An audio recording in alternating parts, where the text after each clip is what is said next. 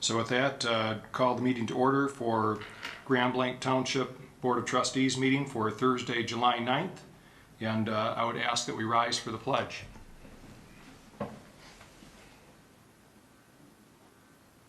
I pledge allegiance to the flag of the United States of America and to the republic which stands one nation, under God, indivisible, with liberty and justice for all.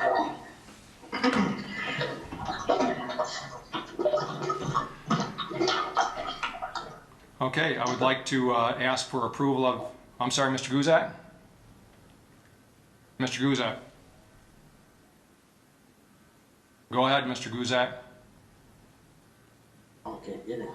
Go ahead, Mr. Guzak. Can anyone hear me? I don't think they can hear me. Can anyone hear me?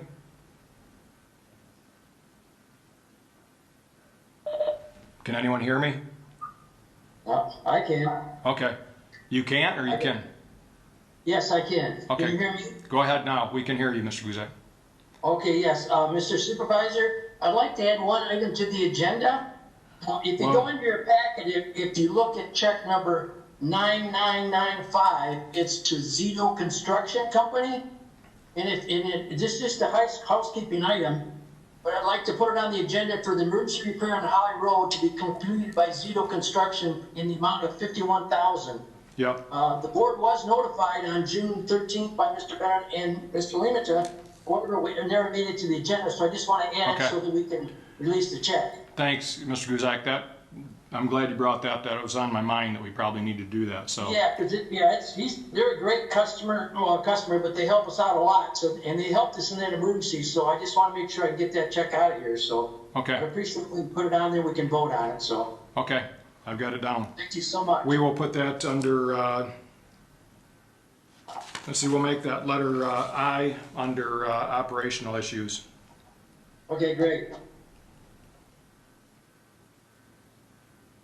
Mr. Massey? We're unmuting you here. I think you muted your line, Mr. Massey. Okay, go ahead. Okay, go ahead. We can hear you now.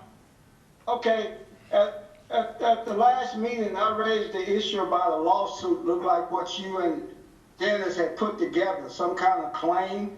And I keep reading this, and it looks like it has turned into a lawsuit.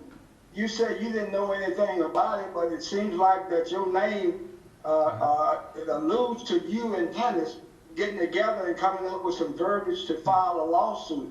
Can you speak to that? I don't see that on the agenda. Well, if you want to speak about the lawsuit against the township, I think our legal counsel that's being provided by the insurance company would advise you that you may not want to do that in public, but I'll be glad to discuss it if you would like. Well, here's the thing is about it. The last time I raised the issue, you said no such thing existed. Right. I just want to let everybody know that it's been lingering out there for a while, and whichever step it was at, however you call it in legal terms. Mm-hmm. Sometimes when there are different steps in the process in legal terms, they have different terms for it. Yeah. But I always refer to it as a lawsuit. That's you and Dennis got together and came up with the verbiage. Okay.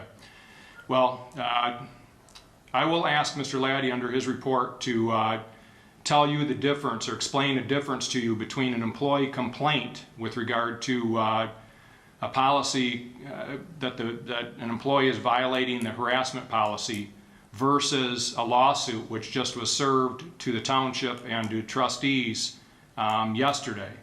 So I'll have them explain that difference to you between an employee making a complaint to their supervisor or to me versus somebody suing the township and the board. There is a distinct difference there, and I'll ask Mr. Laddie to explain the difference to you.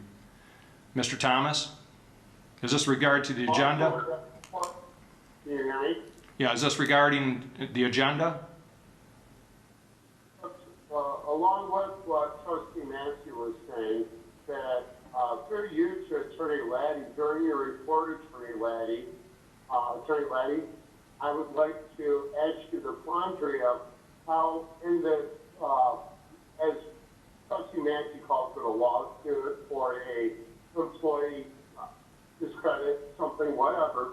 But it states it there that I personally was involved with maneuvering around with the police department contract. And I assume this is back when we were discussing how we should not be speaking to the officers about the labor contract. But Attorney Laddie, to your memory, could you remind me that didn't you say that that was not illegal? And there, although well, I would. Well, I would prefer to have this discussion on. Well, mute him. We have an agenda to follow, Mr. Thomas, and if you have an item you want to add to the agenda, and I ask Mr. Laddie to comment on that lawsuit, Mr. Laddie, where do you believe it's appropriate? Well, listen. I will answer the question, the two issues that were raised in my attorney board review at the end of the meeting. Is that good? Yes. Mr. Mansour? Oh, I'm good. Okay. I'm good. Ms. Lane? Mr. Chair, if we're ready for a motion, I missed, you indicated Zito's would be item I in the agenda. The agenda that was amended ends with F, unless I missed something when we couldn't hear you. The one I have is H that I emailed out today. No, this is the one that was amended, and it has the consent, added the fire vehicle to the consent agenda. Do you have that one in front of you? Yeah, I have that, but it ends with H. Well, So then let's. what is H? So What I've is H? got on the operational issue, I've got on the consent agenda, the board will consider a motion for approval of treasurer's financial activity recap. Item B, the motion regarding the fire mountain apparatus. Correct. The two that you don't have on the agenda, apparently, from what I'm told, is item G, is the board will consider a motion to apply for the first responder hazard pay premiums program. Okay, that, I didn't see that on any Okay. agenda I have. Yep, that was emailed out a little while ago. And then item H, the board will consider a motion to apply for the public safety and public health payroll reimbursement program. There are two things that were announced today that on how we apply for them. And we have, if we're going to apply for them, we have to have approval tonight because the deadline is next week for putting in the application, and we have to have board approval to do that. All right, I haven't seen that agenda. Okay. Thank you, sir. Yep. And if I would be willing to make a motion to approve the agenda if we would consider item A under operational, put it at the end of the meeting and take care of the shorter items on the agenda and have all this discussion at the end of the operational issues, and including Mr. Gusak's pay for Zito Construction for the emergency effort. So I'm confused, but Mr. Mansour? Mr. Mansour? Yeah, so I think I heard a motion being made to approve the agenda, but to move operation item A, the board will discuss township management in absence of a township superintendent to the bottom of the list. If that's what motion is made, I would support that. Okay. Go ahead, Ms. Lane, call for the vote. All right. Mr. Mansour, Yes. Mr. Massey, Yes. Mr. Atkins, Mr. Atkins, We can't hear you, Mr. Atkins. Yes. thank you. Mr. Thomas, We Mr. can't. Thomas, Did you unmute me, Supervisor? Can you hear me now? Yes. Yes. okay. Mr. Gusak, Yes. thank you. Myself, yes, Mr. Chair. Yes. Thank you, gentlemen. And we'll ask Mr. Laddie to comment on the lawsuit and the complaint that was filed prior to that. under his report. And I also, just for the record, I did email out an update on the police union contract to the board from Attorney Graves, and I will cover that in my report as well. With that, I will ask for public comment, and I mentioned on Tuesday that I was trying to work out a way that we can make it easier for the public to comment, and also if we, in the future, we want to have a joint meeting or a combination meeting where we can allow board members that choose to attend and those that want to attend online to have that ability. It didn't meet any objections on Tuesday, and so I've asked our tech folks, Robbie here, to help work on achieving that goal. We're not quite there yet. Last night we had a ZBA meeting that had kind of a combination of both board members attending, ZBA board members that is, attending the meeting, as well in person, as well as those attending online. And we still have a few bugs with that to work out before we could offer that to the board, but we can offer the ability to allow people to make public comment in person and then leave. But anyways, we have a number of people that are attending online, as well as we have one person in person here that would like to make comment. But let's take the online comments first. We've asked anybody that wants to make comment that's online to use the feature where they can raise their hand. If not, you can send a chat message to us. We'll try unmuting the lines in a minute, but I see that we do have a hand up, Robbie, so can we call on that individual? Yep. Okay, Maria Hobson. Good evening. Can you hear me? Yes, we can. Thank you. My name is Maria Hobson. I live at 8389 Parkside Drive. And I'm going to talk as quick as I can here. So basically, again, this is for the trustees mainly. If I say board, I don't necessarily mean board. I mean the trustees. And these are my thoughts and opinions only, and I've fact-checked as much as possible. So much has happened in the last couple of days, it's unreal. And so much has happened since basically June 23rd that it's just shocking to me right now. You took a non-situation, there was not even a situation, and you turned it into a great big fiasco that is going to be township changing for everybody. And I have yet to hear from anyone who agrees with this board or the trustees that that was a good idea. And it's painfully obvious that the board has no regard to the residents or anything else for that matter, except for their own agendas. And I'll start out by discussing the meeting that didn't happen on July 1st. That was a posted meeting, and quite a few residents showed up in order to speak their opinion about something that just freshly happened. However, five members of the board decided that they just didn't want to face it, in my opinion. I saw on the online today that the trustees were a no-show due to COVID concerns. However, I've got a real problem with that because of the fact that while going out to the park, there were many, many, many groups of people out there.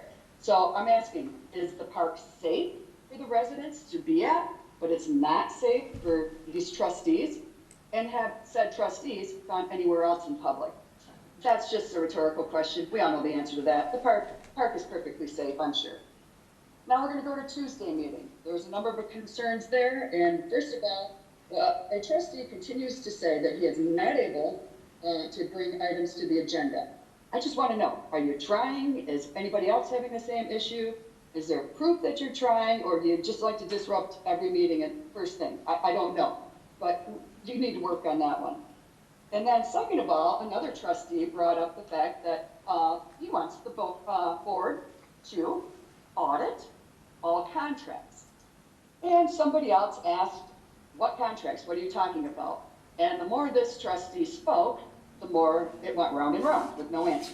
So, are we talking union contracts, employee contracts, garbage collection, CDBG, professional services, uniforms, etc.? What is it? What is it? I really kind of thought that the board were the ones that approved the contracts. So I guess you want to audit yourself. Okay, that's my opinion. And now we go to the big debacle of the police negotiations. Now, trustee, what is it about them? What is the problem? The problem is micromanaging. As Dave Roberts so eloquently said at the July 1st meeting that you didn't attend, your job is not to micromanage. You are not in charge of the day-to-day operations. So I think that this should be left up to experienced negotiators, but from what I just heard earlier, it appears that you've gotten that taken care of. But again, I just want to know, after the first few comments in the meeting on June 11th, are you guys for the police? Are you against the police? Are you trying to defund? I mean, I'm just asking. I want to know where this board stands, the trustees stand with this police department of ours, because they're very honorable. And given all of this, for lack of better terms, bad behavior of the board, at this point, I would like to ask you that you mitigate the damage that you've already done and resign immediately. If you're unwilling to do what's best for the people, I would ask Mr. Chair to cancel the next meeting until after the election and not allow this board to vote on anything else. The only thing you could be trusted with at this point is accounts payable. Okay. And if you answer yes to more than one of these questions, I ask you to resign immediately. Did you vote yes to a $4,000 sneaky bonus? Did you vote yes to terminate the superintendent contract without any input from residents? We're going to have to wrap it up now. 5 people happy right now. Okay, real quick here. And do you make decisions based solely on your own agenda and not the public? Okay. And unfortunately, I have to say this, are you a member of a boogaloo thing? Okay. So, I beg you people, vote these people out. Thank you very much. Okay, thank you. Okay. We have a 3-minute limit here, so just to let the public know, we need to keep with that, or we're going to be here for a while, I think. I'm not sure, is there anybody else online that would like to comment? We don't see any other hands raised online. So we have one individual here that would like to make public comment. And hold on just a moment.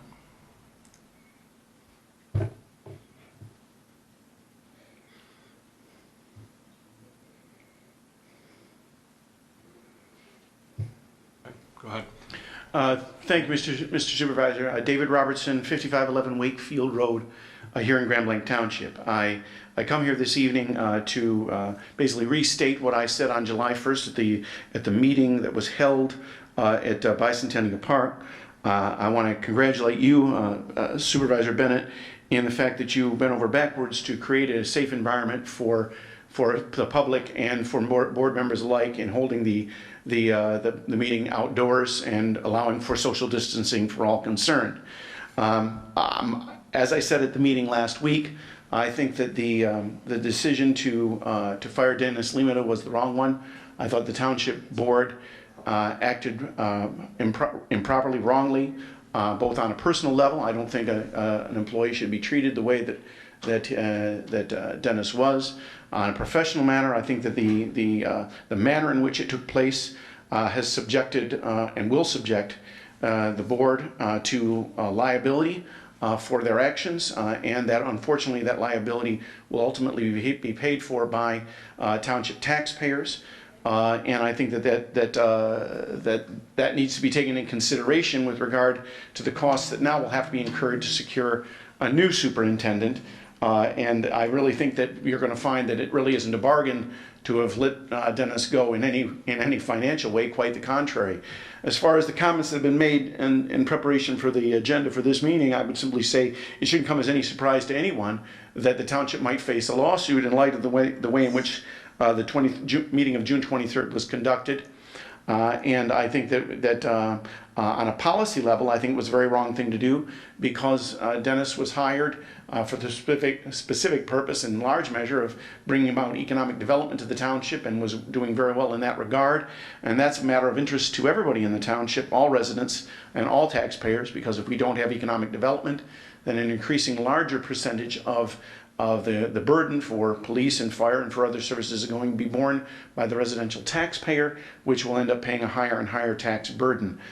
So again, I think the board made a mistake. I think that, and frankly, if there is a lawsuit, the responsibility rests with the board majority. You have no one but yourselves to blame for the way in which the dismissal was conducted, and the underlying issues or the comments that were made. I do want to make one other mention about another issue, and that is that the word has come to my attention from a few citizens that there may be politicking going on, campaigning within the township offices, within the office of the clerk, and that's been raised to me by a few different folks. I wouldn't give this complaint any credence, but for the fact that members will recall that only 2 years ago there was a concern raised about the use of township resources, namely emails that were used for a political purpose. So I would simply bring to the board's attention that if such a thing is taking place, that it should cease immediately. And I would ask that the appropriate steps be made, make sure that no such activity is taking place. Again, I think that I'm hopeful that we can move forward from what's happened here. But what's happened in the last few weeks, frankly, is the stuff that elections are made of. And I have every confidence that the citizenry of Grand Blanc Township, the voting citizenry of the township, will sort this out on August 4th and November 3rd. Thank you very much, Mr. Supervisor. Okay, thank you. Okay, we're going to get rid of that camera. Okay. So we've, can everybody hear me okay? Okay. Okay. The first item on the agenda is approval of the minutes. We can either do them singularly or we can do them individually.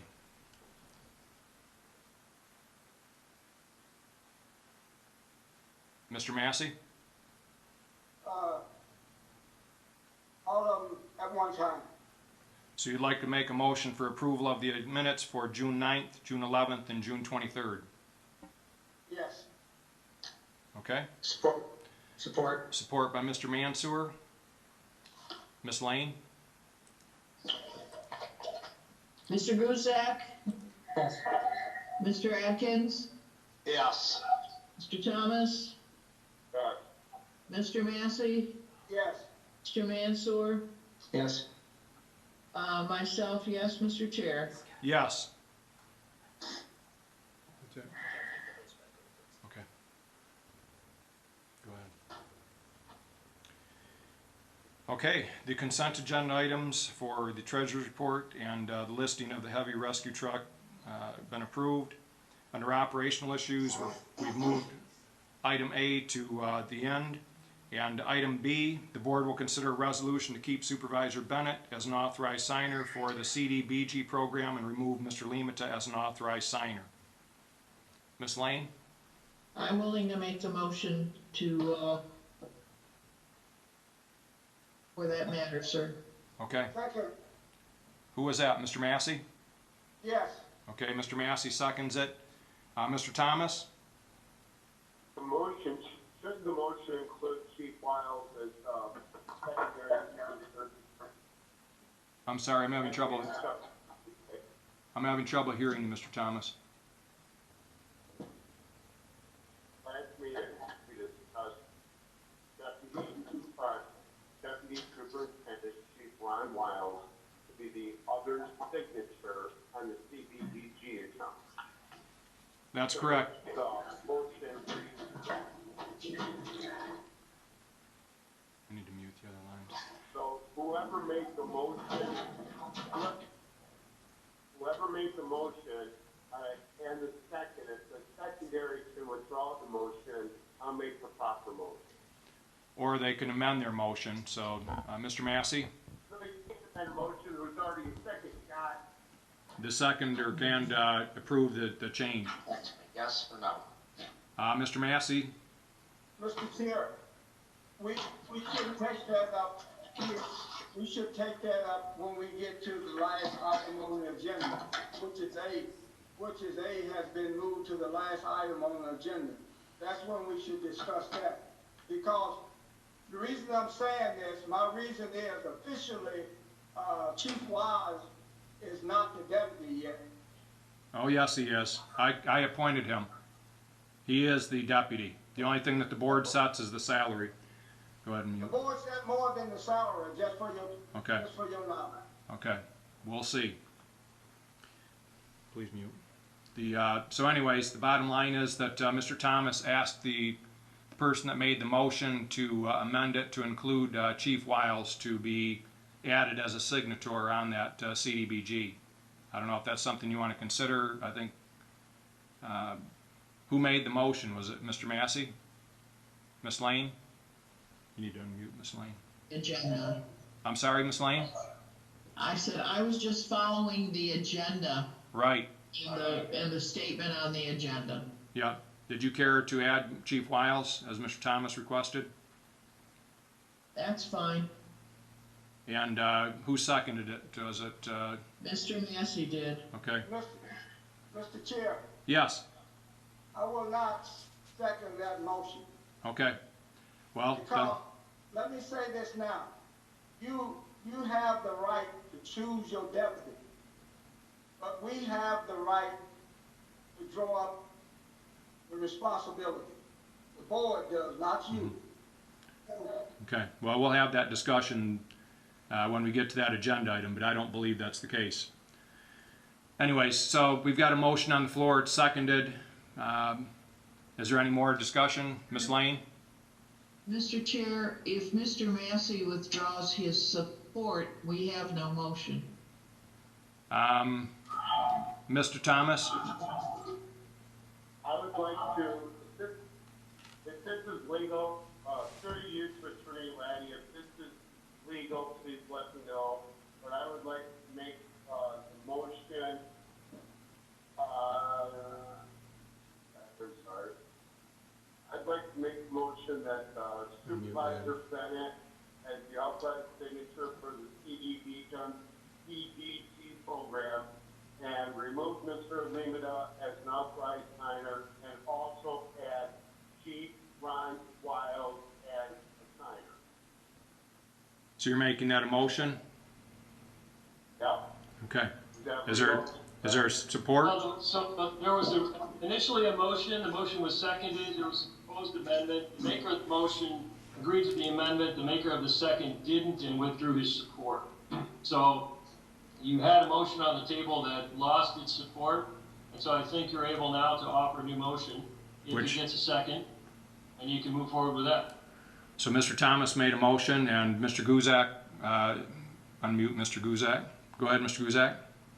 Yeah, I'll second that. Okay, so we have a motion and a second. I think we've had a discussion on this. Ms. Lane? Mr. Massey?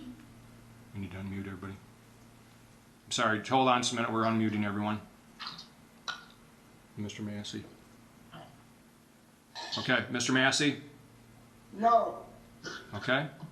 Go ahead, Ms. Lane. Mr. Mansour? Yes. Mr. Adkins? No. Mr. Guzak? Yes. Mr. Thomas? Yes. Myself, yes. Mr. Chair. Yes. Thank you. Okay. Item C, the board will consider a resolution to authorize a change in the standard lighting contract with Consumers Energy Company, which would allow them to upgrade the street lights at the intersection of Saginaw and McCandless from mercury vapor lights to LED lights. Ms. Lane? That motion because it's better for the residents, sir. I'm sorry, I couldn't hear you. I make motion to change the lighting for the safety of the residents, sir. Okay, thank you. Do we have any support? Mr. Mansour? If I support, and this is a resolution, so I support the motion to make a resolution. Okay. If you want to unmute everyone, we'll ask Ms. Lane to do the roll call.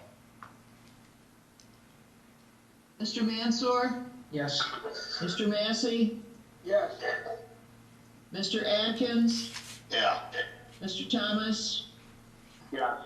Mr. Guzak? Yes. Myself, yes, Mr. Chair. Yes. Thank you, gentlemen. Item D, the board will consider a motion for approval to move forward with the 5-year recreation master plan. Some additional information was sent out to the board with regard to the RFQ that was sent out.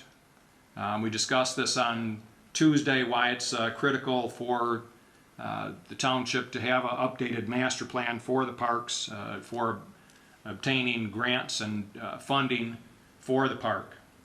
Is there a motion or discussion on this topic? Ms. Lane?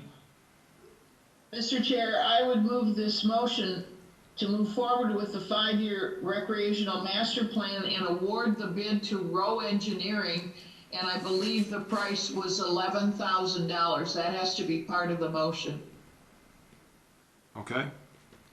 Do we have support? When I look through that motion. Mr. Guzak? Mr. I support it. Okay, Mr. Massey supports. If you want to unmute everyone, Ms. Lane? Mr. Adkins? Yes. Mr. Thomas? Yes. Mr. Guzak? Yes. Mr. Massey? Mr. Massey? Massey? Yes. Mr. Mansour? Yes. Myself, yes, Mr. Chair. Yes. Item E. Thank you, gentlemen. Yeah. I'm sorry, Mr. Mansour? Yeah, just a quick note on that last one. We probably need to identify some account that that money is going to come from, just so we know where it's coming from. I would assume it's from the millage. Right, from the Parks and Rec millage. Yes. Okay, that's fine. Mr. Guzak? Okay, thanks. It also lists, you know, the first, it's with Rowe Engineering, you indicated Rowe, right? Yes. Right. I did indicate Rowe and the amount of the cost that they put in for their quote. Okay. I'm that's sorry? right. Yeah, millage, okay. Okay, thank you. So item E, we have broken out, the board needs to consider a motion for reappointment of the following members to the Planning Commission for a 3-year term from August 1st, 2020 to July 31st of 2023. We have 3 individuals that are needing to be, that have expressed an interest to Clerk Lane that they would like to continue on the Planning Commission, and we can either take those as a whole or individually. Ms. Lane? I have no problem with making them total, but I think that Mr. Massey had indicated he wanted to do it individually. If he's changed his mind, I'm willing to nominate all 3 of these gentlemen. They've done an excellent job. So is that a motion, Ms. Lane? Yes, sir, for all 3, unless Mr. Massey decides something else. So it's not a motion. I have a question. Go ahead, Mr. Massey. My question, I don't know who can answer this question. So far, how many have been on the board more than a year? More than a year? Yes. I couldn't tell you off the top of my head. Slightly more than a year. They are all more recent appointees by this board as others left. So they were filling partial terms. The remaining, they were filling remaining terms of individuals. Yes, I understand that, but And this no board, one knows how long Yeah. each member has been on the board. no, but I believe I can tell you this, I believe all 3 of them were appointed by this board originally. Yes. So they filled unexpired terms of individuals that left the Planning Commission. Oh, you think, oh, they were? Yes. Okay, So are you okay with Ms. Lane's motion? yes, I'm okay with it now. Okay, we need support. I'll second it. Okay, Mr. Guzak supports. Any further discussion? Seeing none, Ms. Lane? Mr. Mansour, Yes. Mr. Thomas, Yes. Mr. Atkins, Yes. Mr. Guzak, Yes. Mr. Massey, Yes, myself, yes, Mr. Chair. Yes. Item F, the board will consider a motion to consider a resolution approving a charitable gaming license for the Pink Party of Warwick Hills. I sent out a description of that event to the board members. The Pink Party is an organization that is the largest fundraising group, I believe, for breast cancer awareness and support. offers a host of various services that they fund. It's one of the largest fundraisers that they have, and they have a golf outing that they use this charitable license in conjunction with. Mr. Massey? Mr. Chair, haven't we done this before for them, for the organization? We probably have. It's an annual event, so I would imagine, I can't recall, but it's a regular thing that we do for charities that meet our criteria, and this one does. Mr. Guzak? Here, hold on a second, Mr. Guzak. Yeah. Go ahead. Oh, okay. I wanted to thank you for sending that information out, and I think we might want to mention that there's 2 tournaments, one on August 7th and one on August 13th. I believe that has to be in the minutes so that it gets approved properly. Okay. It's whatever was on the license, so. Okay. Okay, so is there support? Mr. Guzak, or I'm sorry, Ms. Lane? I would support that. It's a wonderful organization, a wonderful cause. Okay. Go ahead and, if we don't have any further discussion, Ms. Lane, if you want to call for the vote. Mr. Thomas? Yes. Mr. Guzak? Yes. Mr. Massey? Yes. Mr. Mansour? Yes. Mr. Laddie? I'm not sorry, Mr. Atkins? Yes. 1, 2, 3, 4, 5. Myself, yes. Who am I missing? 3. No. And Mr. Bennett. Yes. Thank you. Okay. So item G, the board will consider a motion to apply for the first responder hazard pay premiums program in the amount of $75,000. The funds are are contingent upon funding approval from the state. Just a little bit of information. This bill was signed last week. It had to go to Treasury, and the Treasury Department has put together the format for applying for these funds. Just a few particulars. The township would be responsible to distribute the funds to first responders no later than September 30th. If approved, the reimbursement will be distributed to the township as early as October 2020 and as late as November 14th. The program is on a first-come, first-served basis. We can apply immediately with the board's approval. If we wait, the funds may no longer be available. The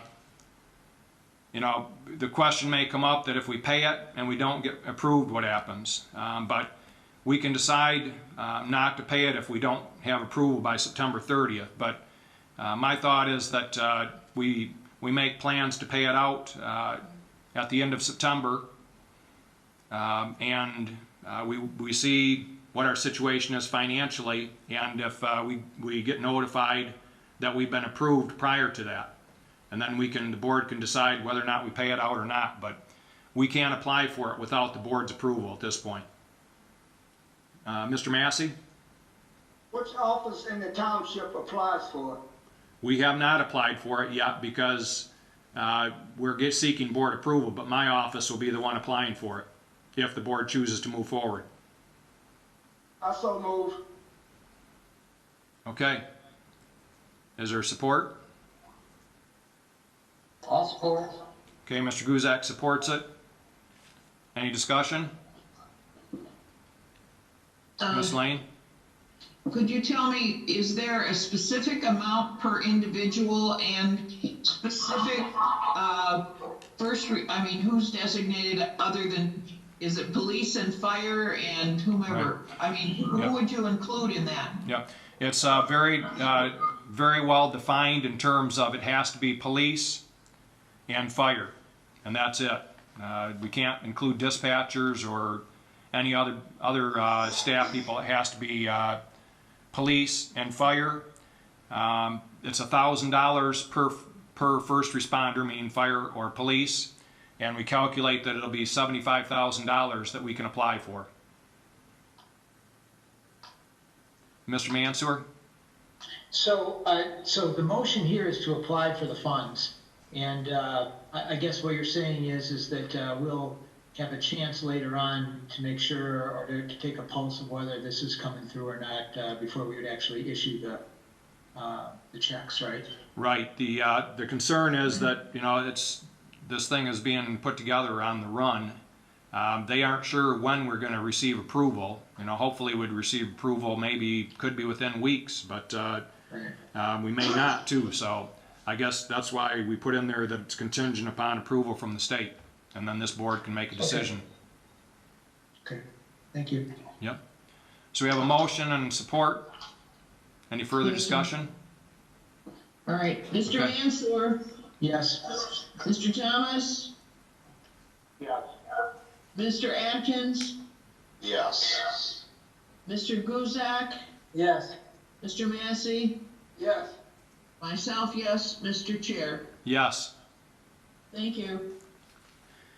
Item H, the board will consider a motion to apply for the Public Safety and Public Health Payroll Reimbursement Program. We're still learning about this program in terms of what it will reimburse us for, but in order for us to even move forward with any reimbursement, we need to have the board's approval. But it would cover personal protective equipment as well, any expenditures. We're still calculating what those expenses were, and we can come back to the board with what that final number is, but in order to even start the application process, we need to get approval from the board. Ms. Lane?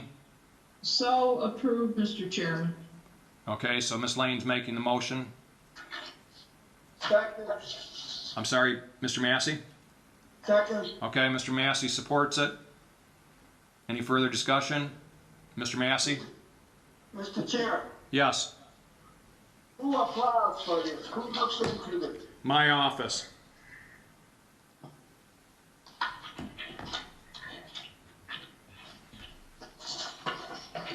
Oh, I'm sorry, no PPP, I'm sorry, no personal protective equipment is included in that last. It's just basically payroll reimbursement for anything that we spent due to the COVID issue.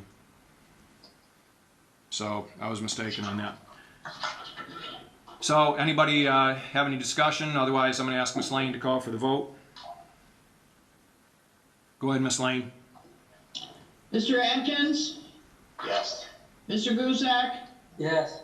Mr. Massey, Yes. myself, yes, Mr. Mansour, Yes. Mr. Thomas, Yeah. Mr. Chair.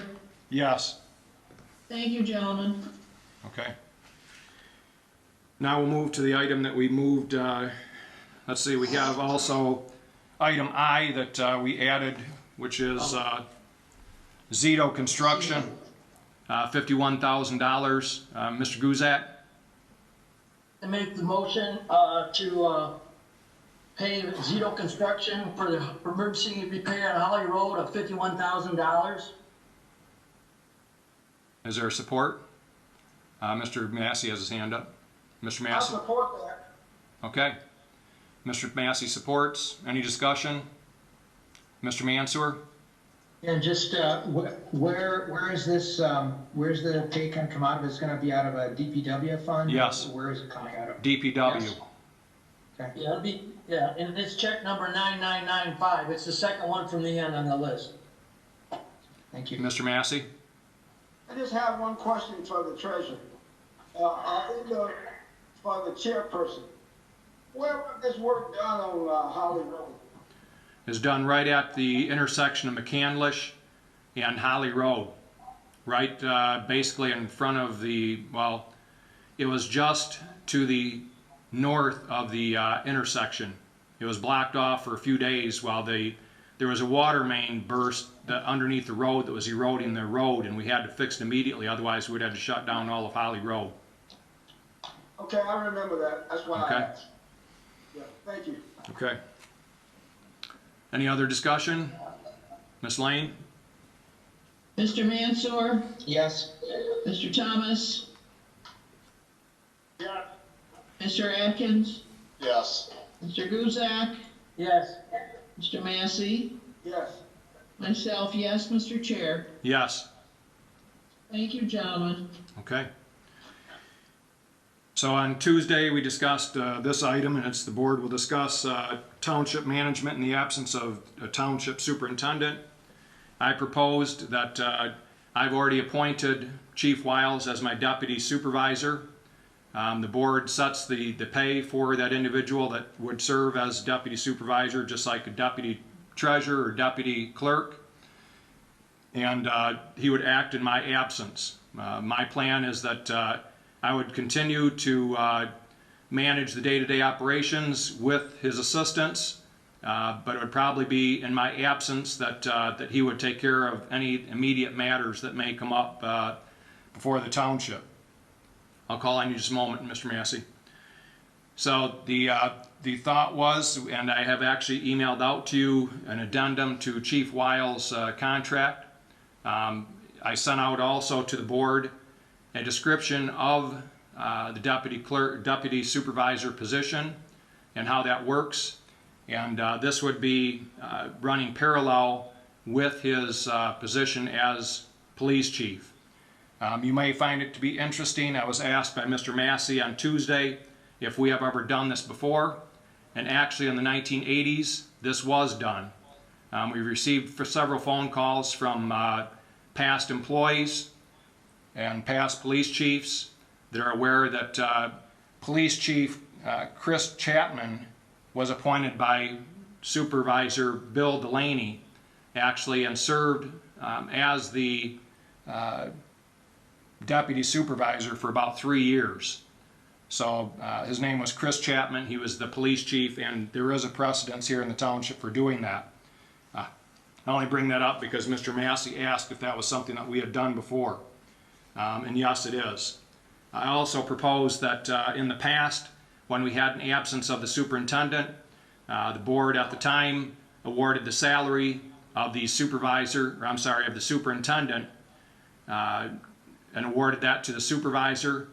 In this case, what I'm suggesting is using that same salary, not Mr. Limata's, but the prior superintendent, and split that and prorate it between the deputy supervisor and myself.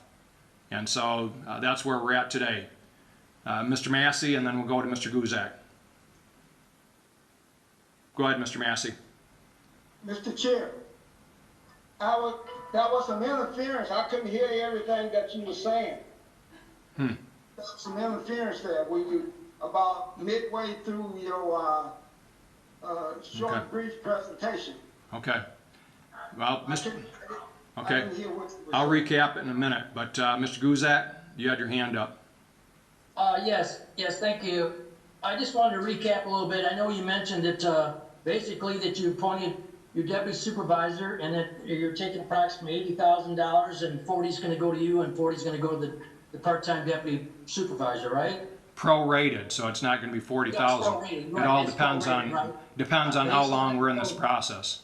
Right, until the township manager is hired. Till a township superintendent or manager is hired on a permanent basis. Right. And then what I also wanted to point out was, I know it's okay for you to appoint a part-time supervisor, right, Mr. Lally? A deputy supervisor. Yeah, the deputy supervisor, right? Okay. Yeah, that's, deputy supervisor is a provision that exists in the section of laws that deals with general law townships. It does allow for the supervisor to choose their deputy. And that, according to that statute, the deputy serves in case of absence, sickness, death, or other disability of the supervisor. The deputy shall possess the powers and perform the duties of the supervisor and shall not have a vote, but that the salary is set by the township board. So that section of law, again, gives the authority to the supervisor for a general law township. And I know we're a charter township, but I also know that Mr.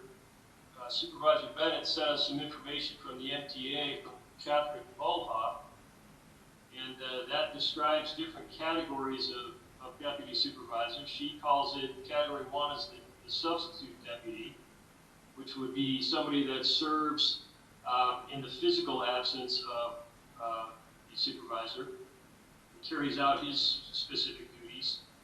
Next category that Ms. Milhoff has created is the assistant deputy, and that is somebody that has board authorization to do more than just substitute in the physical absence of the supervisor, and that the board has the ability to determine the extent or limit of hours and the tasks with the agreement of the supervisor that that person can carry out.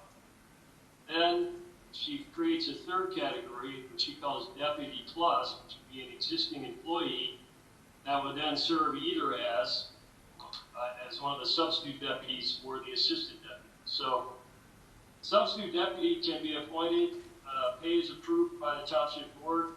Their duties would just be whatever be the responsibility of the supervisor when they're physically not present.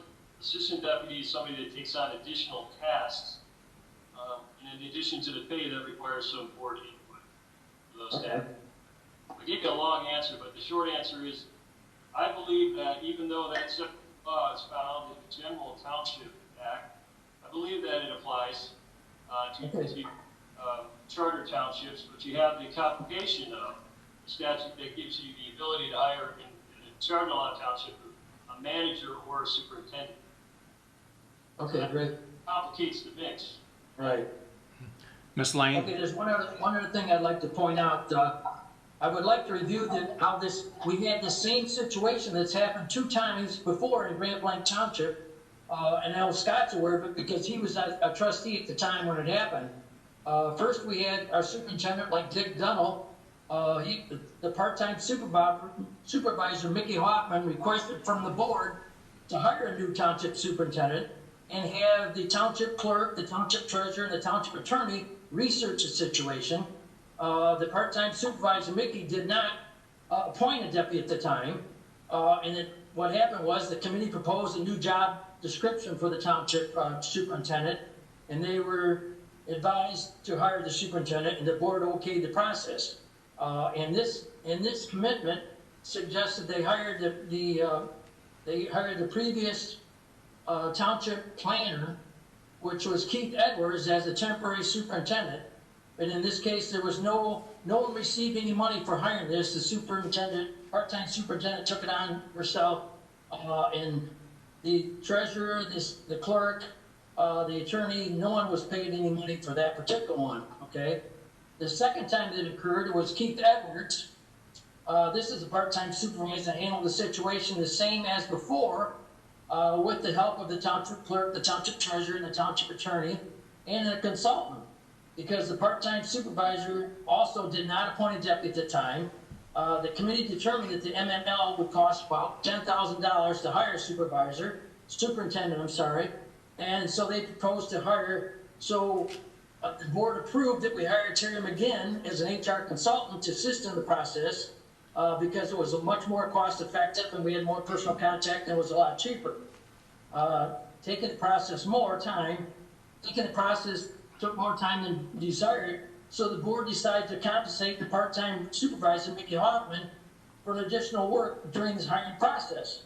The part-time supervisor's salary was changed from $18,000 a year to $36,000 a year to be paid monthly till the new superintendent was hired at that time. So Mickey did get an increase, but her salary was doubled basically. The part-time supervisor did not receive any health benefits at that time. The current part-time supervisor, Scott, does receive full health benefits. In this case, no one received any money for the hiring of the new manager except the consultant and the part-time supervisor, because her wages were increased. Does that sound about right, Mr. Laddie? Because I know you were attending those meetings, and did I miss anything? No, I think that sounds about right. Yeah, Okay, I don't. What I'd like to do is I'd like to request, because I'm doing this from memory, I'd like to request that our finance and HR department report back to the board what the previous part-time supervisor, Mickey Hoffman, was paid on the dates that the township hired the 2 township superintendents, and that the part-time supervisor did not receive any health care benefits. I want to make sure that wasn't there. And then before we decide to move forward with any additional pay for the current supervisor, Scott, just to verify that we're on the right page. That was just to to get the whole board up to speed of what happened within the last 3 or 4 years, as well as all our residents that are listening. Okay. Thank you, Mr. Guzak. Ms. Lane, and then we have Mr. Massey after Ms. Lane. Mr. Bennett, I was looking in my computer. You indicated that you had sent us some information on an employment agreement or something like that. I didn't receive anything today. The agenda came in at about 6:20, but I don't Okay. have any of those other documents that you're talking about. I believe they were sent earlier today. I went through, I've got my whole Okay. email thing here, and I can't see Okay. anything. Well, I will take a look to see. Did someone else, I mean, did anybody else get them? I didn't. No, the employment agreement? No? Nothing. All right, Nothing. I can, You delineated some information, and it would have been good to have, but I Yeah. never got anything. well, the MTA article, I believe everybody received that. Mr. Laddie received it, so you should have that in your email. I believe that was sent out this morning. So that should be in your email this morning. Mr. Massey and then Mr. Atkins.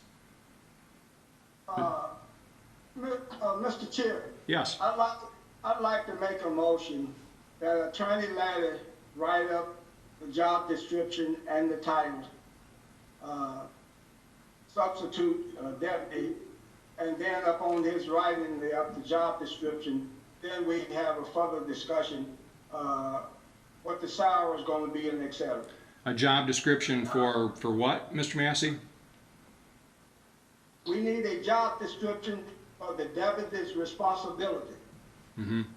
Well, basically, their responsibilities are the same as mine when in my absence. Hey, Mr. Chair, let's don't get into this debate. That's what we're here for, is to discuss this. So, Okay, the MTA says there has to be a job description written by the board. okay, Now, what you have given us, Mr. Chair, I appreciate that very much, but that has to be a new job description written. Okay? Now, you can consult with the attorney on that. We're not using an old job description. We may use it as a guide, but we don't have to use it as a guide. That's MTA rule 4210. That's the statute. We need a new job description and the title. And I make a motion that Attorney Laddie writes that up, and then we further discuss it upon his written. You can call it anything you want to. I just call it job description, okay? okay. You can call it job policy. You can call it anything you want to. I mean, I'm not hung up on the title of something. I'm just using what I'm most familiar with, okay? Okay. And after that, then we get to the nitty gritty of it. Okay, I'm going to send it to the board right now in case you didn't get it, but let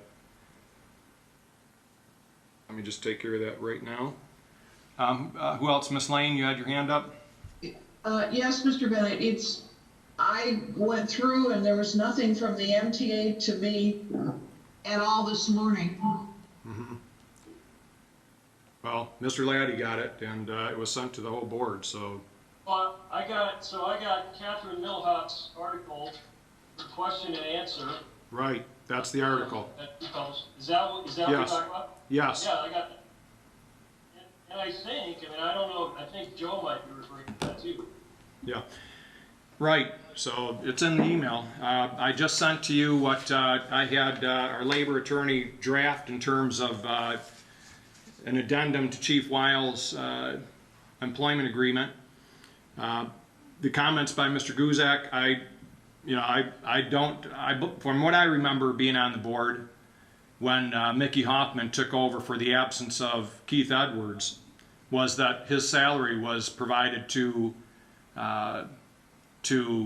Miss Hoffman. I could be mistaken, but we can have our HR department look at that. The thing that I credit Chief Wiles with is that he's willing to step forward to help with anything that he can. We're not doing this for the money. In terms of health benefits, Mickey Hoffman was compensated for, she did not take the benefits at the time, but she was compensated for them after her term.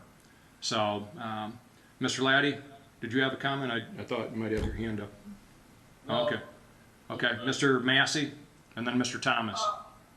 Mr. Chair. Yes. I would like to say this.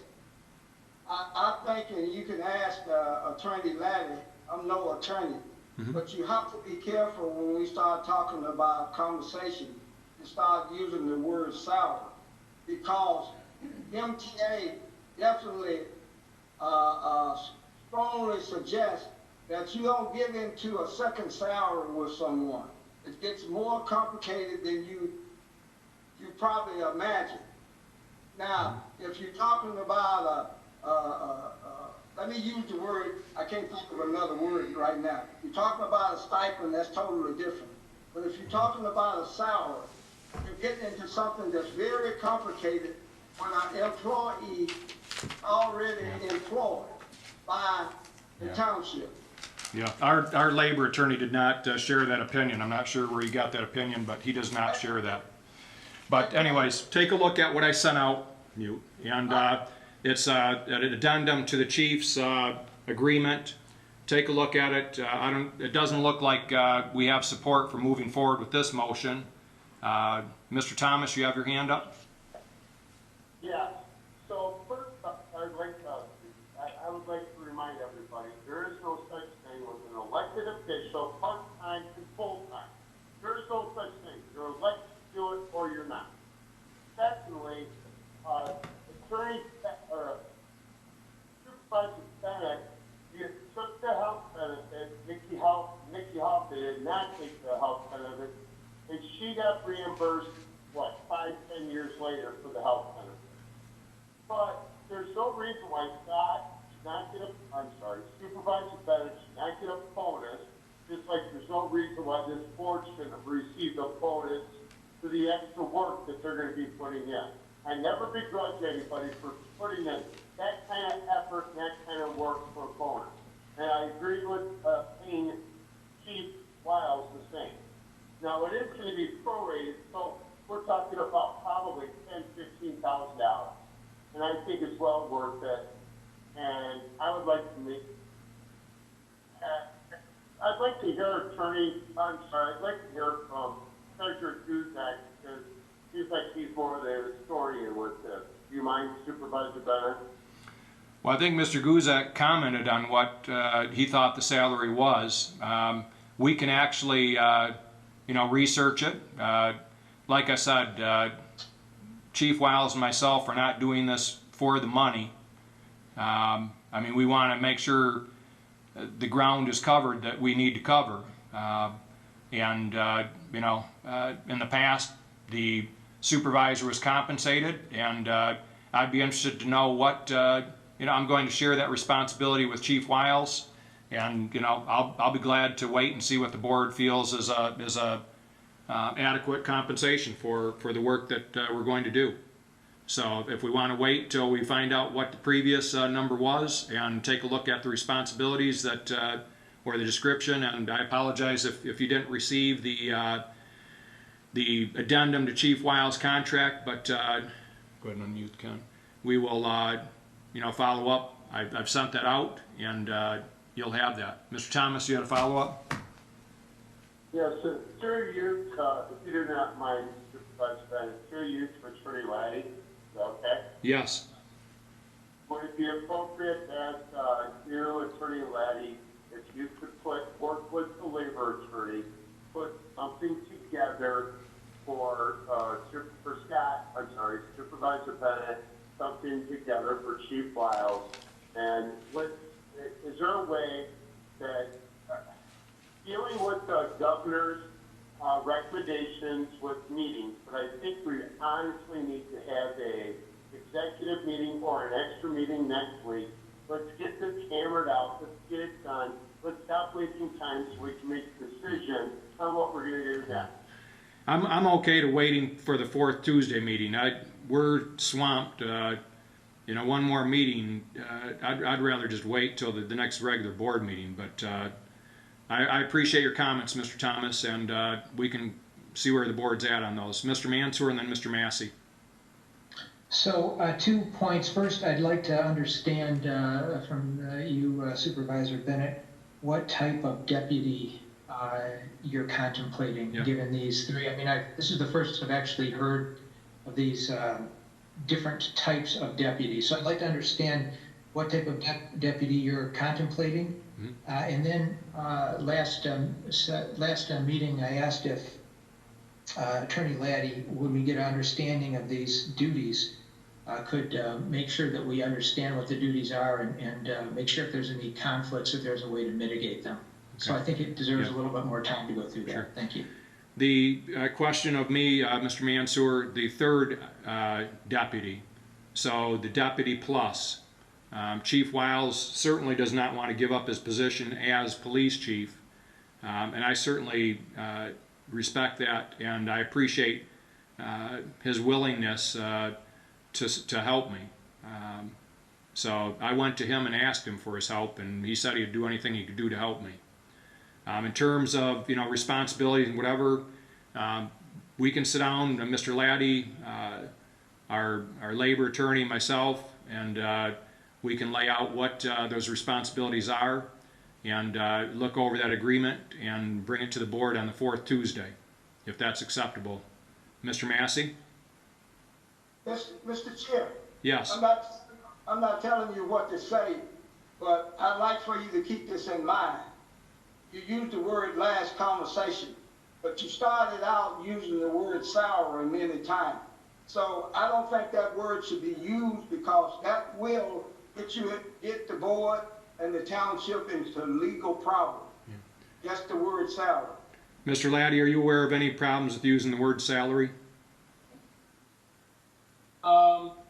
I am looking over, again, the Deputy Plus description in the document that you sent out from the NTA, and there is a caution about having specifically a description for the duties and a job description for statutory and non-statutory duties, and the township should have a separate job description and pay rate. And she cautions that there can be complications with the Fair Labor Standards Act if there isn't a distinction between the employee's current duties and their additional responsibilities. And so I think what she's trying to say is whether you can use the term salary or additional compensation, her recommendation is that we lay out very clearly what those are, and we also lay out very clearly what the amount of pay will be for them, and keep those two separate. Okay. And that's what I'm gathering from her description of the Deputy Plus category. Yeah. So to keep moving this thing along, it sounds like there's a consensus that Mr. Laddie, our labor attorney, myself, and probably even Chief Wiles at some point, we need to conference on this and achieve the concern, or address the concerns that were addressed tonight, whether it's the remuneration or the duties, what have you, and come back to the board on the 4th Tuesday meeting. Is that acceptable? Anybody object to that? Mr. Massey, you object to that? I don't object to that, but we need an executive session. You mean the next meeting? I just said we need an executive session. With regard to this topic, or Yes, regards to this topic. I'm not sure that's possible. Why you don't want to have an executive session? What is there to discuss that needs to be done in private? Well, let me ask you a question. Are we meeting at the township hall for the next meeting? I'm not sure where the governor's at on allowing for groups to meet indoors. Right now, we would probably exceed the capacity that's allowed in our boardroom right now if we met in here. If we met outside, we would be okay. But with the heat that we've been having, I'm not sure it's feasible to try and meet outside. So I guess it depends on, I think right now the executive order goes through July 15th. We'll see if that's extended, that we cannot have more than 10 people in their boardroom. Mr. Massey? Mr. Chair, I think you have amnesia. If I'm wrong, I'd like for you to correct me now. Every time we got into salary, we always have had an executive meeting since I have been a board member. Mm-hmm. Every time. There has not been a time that we talked about salary that we did not have an executive meeting. Okay. Well, you tell me whether I'm wrong or not. Okay. So you're changing the rules now. Yeah. I don't make the rules on what executive sessions are allowed for. Mr. Thomas? Guys, let's stop. Seriously, I'm so done with this. Let's just stop and move on. You know, I cried with you guys. I loved you guys. I respect you guys. But as for the first 3 years of this, it's been the most fun I've ever had in my life. And we did so much great work. We saved the residents so much money, and everybody was fine. This last year is ridiculous. I don't know. You guys, just stop fighting. We only have a few more months to get along. Just stop. I'd like to move on. Well, Move on to yeah. top. Yeah. Well, what I would like to do, thank you, Mr. Thomas, what I'd like to do at this time is ask Mr. Laddie, our labor attorney, and myself, and probably even our HR specialist to either sit down and meet in person or to do it by phone or whatever, electronically, and resolve some of the issues that were brought up, some of the concerns that were brought up this evening, and bring it back at the fourth Tuesday meeting. We will confer on whether or not an executive session is allowed or necessary, and we will inform the board of that. But for the sake of moving this along, that will be the plan unless somebody objects to that. Mr. Laddie? I just have one comment. First of all, I'm assuming that you forwarded the documents that were prepared by Botman to the board. I just you did. Also, did you get that? I just sent it was just one document and I forwarded it. I don't know, I'll double check to make sure that it was sent to you, but I will do that right now, Mr. Laddie. Okay. Okay? If that's what the board wants me to do, I'm happy to do it. Okay. With that, we will move to future agenda items. Ms. Lane? And unmute Ms. Lane. Go ahead, Ms. Lane. Are we going to have some sort of a committee established so we can get the job description and get out Yes. Advertising for a position of manager, superintendent, whatever? Yep. I was going to propose that in my report. Okay? All right. Okay, with that, we will go to board reports. Mr. Mansour, anything with regard to planning and Metro Alliance? No, just we did have a planning commission meeting this last month virtually, and it looks like the Kroger gas station is going to be breaking ground soon. We had a site review plan that was approved. We continuing to we'll be finishing up, I think, in the next month or so with a draft of the master plan, so we can be able to get that out and get some public comment on it. Other than that, really not much. One thing from the Metro Alliance is there was a question at the last meeting about the recycle days, and obviously the big ones have had to been canceled, but they're going to be trying to get some recycle days for the public to use to get rid of their typical trash they can't get rid of in the normal pickups. So as that comes around, I'll update the board on when those alternate dates might be. Thanks. Okay, thank you. Okay, anything with regard to Zoning Board of Appeals, Mr. Atkins? Mr. Atkins? I'm not sure. Mr. Atkins? Can everyone hear me? Yeah. Everybody's muted. Mr. Atkins? I don't see any, I'm not sure, maybe he doesn't hear us or what, but anyways. Maybe we can come back to it. Okay, we'll come back to Mr. Atkins. With regard to The next item is, there's nothing with the police committee. Mr. Guzak, anything? Yes, the tax bills, we got some of the information in late, and so we're expecting by the middle of next week, the tax bills should be mailed out. So, just so everybody's knows, so we've been getting a lot of calls because normally it goes out on the first, but because of everything going on, we didn't get all our information. So, but we got it started. So we expected by the middle of next week they're going to the printer and they should be out by the middle of next week sometime. Thank you, Mr. Guzak. Ms. Lane? We are very active with absentee voting. Right now, we've gotten out the major absentee ballots to everyone. We are experiencing some people, a husband or a wife gets a ballot, but the other one doesn't. And so I have checked with the post office to see if there's any lag somewhere so we get that cleared up if we can. My recommendation is that any applications for absentee ballots or ballots themselves be put in our tan mailbox in our parking lot next to the federal blue box so that we know that we're getting them. And I want to assure everybody, if they still need either an application or are wanting an absentee ballot, to call our office and we will see that they get it all taken care of.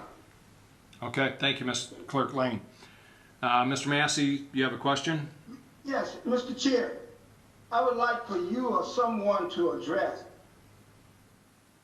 on July the 1st, last Tuesday, and tonight, I keep hearing things about that on Juneteenth, there was some kind of police arrest, a police confrontation, whatever.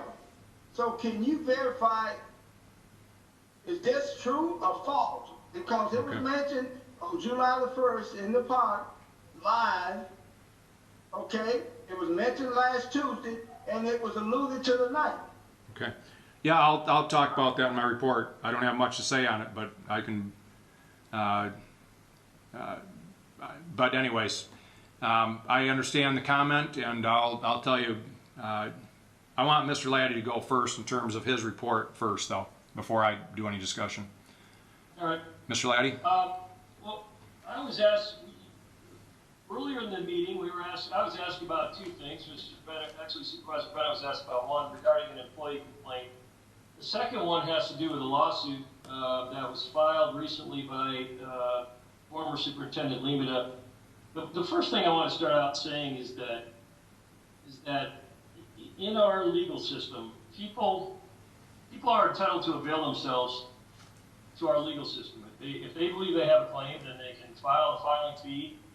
They can file a complaint, which is, they can put any allegations in the complaint that they want to put in. It doesn't necessarily mean they're true. In fact, there's protection for defamation and slander in specific pleadings.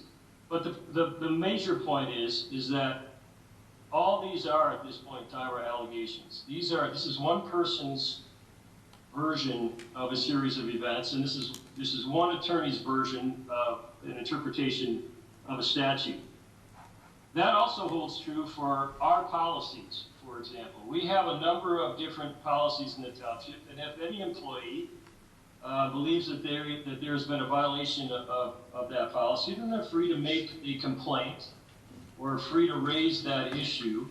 It turns out in most of our policies, you make that to the person that is higher above you as far as your employee status goes. And when you run out of rungs on the ladder, I suppose it's appropriate to make the referral to the township board and through the township superintendent makes sense.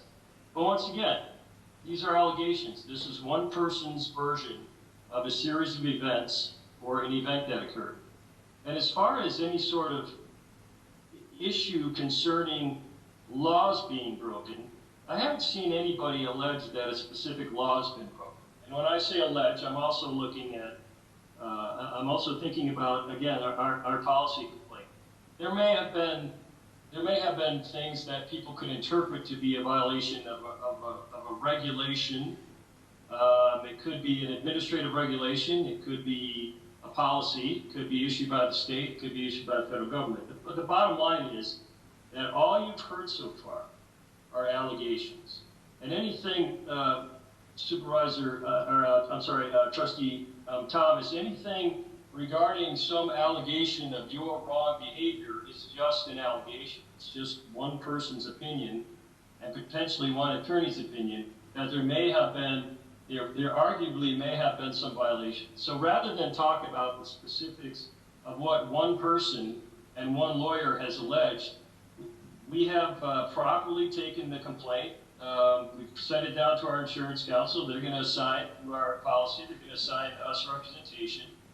And we're going to see how these things play out. And it's going to wind its way through the court system. And we're not going to know the answers to all of these allegations until this is done.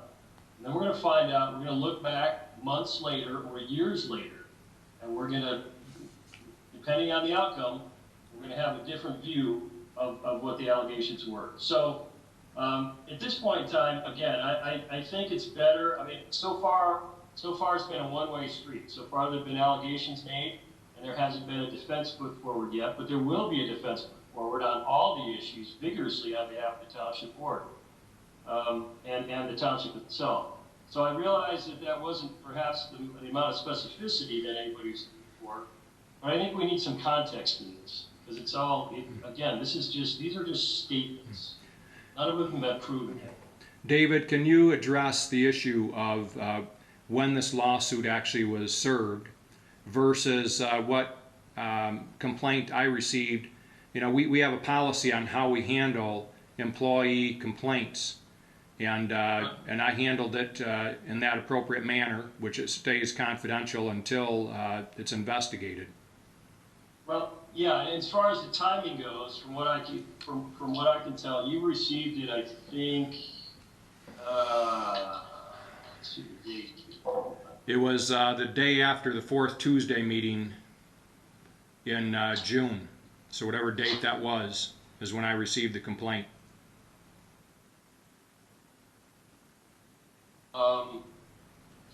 Yeah. I believe it's the 23rd. So the meeting was on the 23rd. I believe it was the 24th that I received it. June 24th? Yep.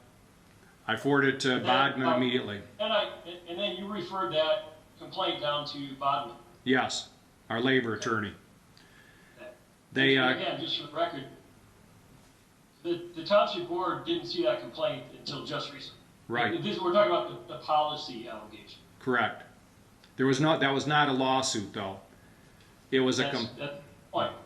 And the lawsuit that was filed, by the way, when we were meeting on Tuesday, it's possible that Attorney Taps filed that lawsuit that afternoon. I found out about it on Wednesday. Talked to Paps. We arranged service. So they're technically, I mean, there may have technically been a suit pending when we had our Tuesday meeting, but it had not. We weren't aware that it had ripened into a lawsuit. Yeah. So there's one allegation of a policy violation pending, and then there's a lawsuit that Dennis filed just, again, for practical purposes today or yesterday. Right. Mr. Thomas, then Mr. Massey. Supervisor Bennett, may I go through you to speak to Attorney Laddie? Yes. Attorney Laddie, one of my major issues is that our township is not run by Robert's rules.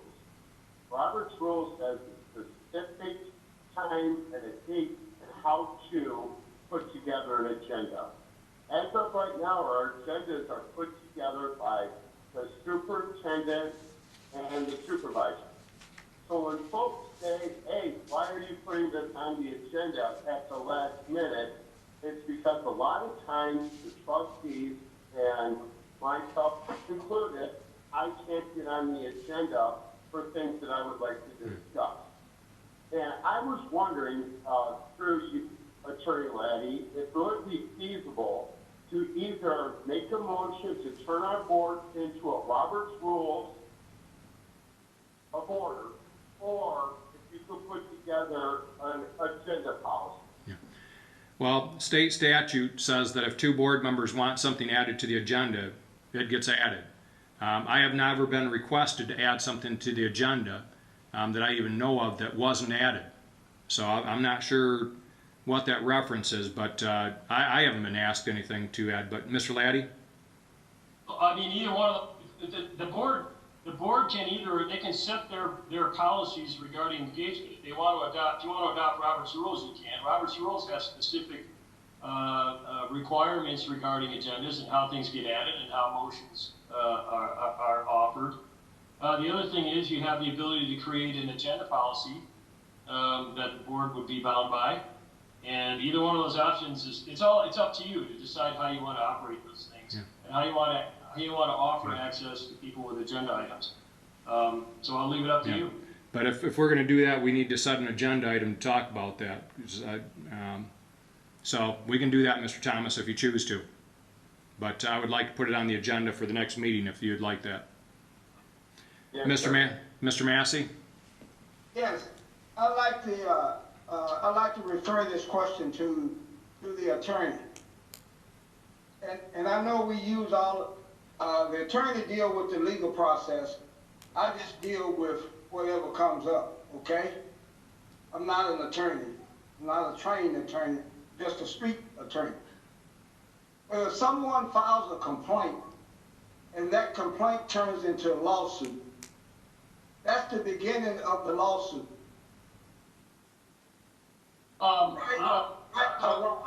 So normally, there could be facts that become a part of a lawsuit that began as an allegation. For instance, a policy. There's an allegation of a policy violation. That can become a part of a lawsuit.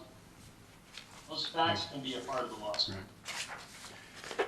Okay, anything else, Mr. Laddie? Did I answer your question? Legal way, thank you very much. Okay. Anything else, Mr. Laddie? No, sir. Okay. Just a few items that I'd like to report on. Dort Highway construction starts Monday, so expect some disruptions on Cook Road where the roundabout will be constructed. It's just west of the overpass for I-75. We're excited. We've been waiting for, at least more than 10 years for this project to start. It's like a $13 to $14 million project meant to bring economic development to this region. As we know, Grand Blanc Township is the economic engine for Genesee County. Dort Highway Extension is meant to be an economic development activity and was funded as such, and so it's very exciting to see the north part of this construction begin on Monday. So we'll be looking forward to that. With regard to, we're still working on the grants for the pathway that will go alongside the Dort Highway Extension, and we're working hard on getting everything submitted there. We need letters of support from businesses, so we're soliciting those, what have you. I did send out to the board the update on the police union contract, and it's from Bodman, Aaron Graves, and for the public's benefit, the agreement on each of the following labor contracts has been delayed since March due to the COVID pandemic. Regarding executive command and sergeants, in the weeks preceding June 15th, former Superintendent Limata was negotiating with the bargaining committees for each unit. During the week of June 15th, Mr. Limata requested and I provided updated proposals, language, and labor contracts to Mr. Limata. To my understanding, there are a few, if any, outstanding issues. In the last 2 weeks, I've been communicating with bargaining representatives from both units, Chief Wiles and Colleen Nadzwicki, who's our HR specialist, on finalizing the labor contracts. Unless there are unforeseen issues, the labor contracts should be resolved amicably and without undue delay. During the first week in June, the POAM, which is one of the police unions, bargaining representative, sent me an email asking for an updated proposal package and labor contract language.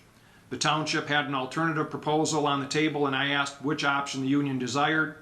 POAM's representative did not get back with me. Mr. Limata and I discussed this issue and agreed that he would reach out to the bargaining representative. I did not hear back from Mr. Limata, but based on representations from the bargaining committee, I believe he discussed resolving the issue with the bargaining committee on June 23rd. Shortly after the discussion, POAM indicated that it is interested in resolving the labor contract along the lines of the executive command and sergeants. Earlier this week, I notified the committee that I would coordinate with Chief Wiles on the matter and get back to the committee. We are coordinated conference call for tomorrow to discuss the matter unless there are unforeseen issues. I expect the POAM labor contract will be resolved amicably and without undue delay. So we're on target to probably have something to bring to the board at our next meeting. With regard to, we have a couple other unions that we're going to be negotiating with, Chapter V and Chapter W. It's the staff here at the Township Hall with regard to DPW, office workers, what have you. And so I am going to be asking for some input probably the fourth Tuesday of this month. We're looking through the contract right now to see what updates we have to do legally because of changes in law. And Bodman is doing that, and we will bring it to the board. I'm thinking that by the fourth Tuesday we'll have that information and we can look at that a little bit closer. With regard to the lawsuit, I did speak to the insurance company claim agent today. Number one, I spoke to the agent, and they wanted to know who should receive communications from the insurance company. And I emailed Mr. Laddie and the insurance company back and told them that both Mr. Laddie and myself should be included in the communications. Mr. Laddie's shaking his head that he did see that email. Also, I spoke with the claims agent with our insurance company, which is Tokyo Marine, and they told me that they are assigning McGraw Morris as the law firm to represent the township. They asked for the contact information for our board members, which I did provide that to them, and they will be sending you communication individually that you'll want to respond to. So watch your email for that communication from, it's probably going to be from Tokyo Marine, and it's spelled a little bit differently than the Tokyo, the city, I believe. So you might check your spam if you don't have something by tomorrow that they're going to be emailing you. With that, that's all I have. We will meet with Mr. Laddie and with a representative from Bodman, and we will hammer out some more details on the deputy supervisor position and how we move forward with that. But in the meantime, we'll continue to run the operations with the department heads and the exceptional staff we have here. Mr. Thomas has his hand up, then we'll go to Mr. Atkins and then Mr. Massey. Mr. Thomas? Supervisor Bennett, I apologize for raising my voice, but this board meeting's last day. Sorry. No problem. I appreciate your passion. Mr. Atkins? Can you hear me? Yes, we can hear you. Yeah, I'd like to, maybe on the next agenda, get back to some business. I think maybe we stalled out on it, but I'd like to talk about water and irrigation and wells again. Okay. Especially as we get to the dog days of summer. I'm sure there's some interest in discussing that matter on behalf of some residents. Okay. We will put the water, get an update. The one other, Mr. Massey had asked a question about public comment with regard to some reference of somebody that had some police action. I do not have any information that I can share on that. I have heard the same comments as you have, but I do not have any information further on that, other than I've heard the same comment as you, Mr. Massey. So I really don't know where to go from there, but I do not have any additional information other than I heard the same comments as you. Mr. Massey? Mr. Chair, since you've heard the same comments as it was mentioned on July the 1st, it was mentioned last Tuesday, and it was mentioned tonight. Okay. Okay, at some point, when do we deny what someone said that is negatively during public comments where it affect board members? Mr. Laddie, can you comment on that? Please unmute Mr. Laddie. Go ahead, Mr. Laddie. You guys are free to make whatever comments you want. Just because the public has the opportunity to stand up and make their comment doesn't mean that the board doesn't have the opportunity to respond as well. You can either make that an agenda item, you can discuss it now if you want, but we generally don't engage in a to and fro with people making public comments. That doesn't mean that you're gagged from responding to anything or making any comments. And if you feel like you want to express or respond to those comments, I mean, subject to the chair allowing you to do that. You can do that now, or you can do that at some date in the future. Mr. Laddie, I did hear the comment from someone that, from a board member, I believe, that I heard that a board member made a comment that we should investigate that claim. I don't know that this board wants to get into the practice of investigating allegations against board members. What's your thoughts on that? I don't think we want. If there's something that's going to result in some specific investigation, then I'd like to handle that or get that underway before we have discussion by board members. But that doesn't necessarily mean it's prohibited. You're prohibited from discussing it. That would be my preference. That if we're going to investigate something, let's direct it that way and let it be investigated. But beyond that, I mean, that's my recommendation. Okay, Mr. Massey, and then Mr. Adkin. Mr. Chair, this is my last comment. Based on the three comments I heard at different times, if it's true, there should be some kind of police report.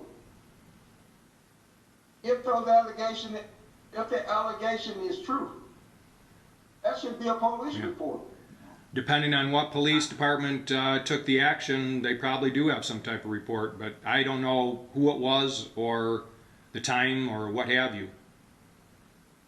The way I interpret it was a Grand Blanc Township Police Department. That's the way I interpret it. Right. That's just allegation. Right. Okay. It's easy enough to find out probably from the Grand Blanc Township Police, right, David? Mm-hmm. Or Mr. Laddie? Okay. Yes. Mr. Atkins? Mr. Atkins, you had your hand up? I don't hear Mr. Atkins. I don't know. Can everybody hear me okay? Yeah, everybody can hear me, so I'm not sure what happened to Mr. Atkins. But so, Mr. Massey, that's where we stand. I'm not sure if there's anything more to discuss on it right now. So I guess if you want to bring any additional information back to the board, you can always make comment on that. I'm sorry, you're muted. Are you speaking, Mr. Massey? Let's unmute Mr. Massey. I'm sorry. Okay, you're unmuted now, Mr. Okay, I move that we adjourn the meeting. Okay. Is there support? Mr. Mansour, are you supporting? Support. Okay, if you want to unmute everybody. Ms. Lane? Mr. Mansour? Yes. Mr. Thomas? No. Mr. Atkins? Mr. Atkins? To adjourn? Yes. Thank you.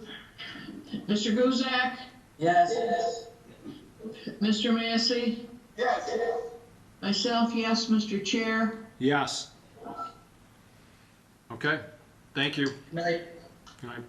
Good night. Good night.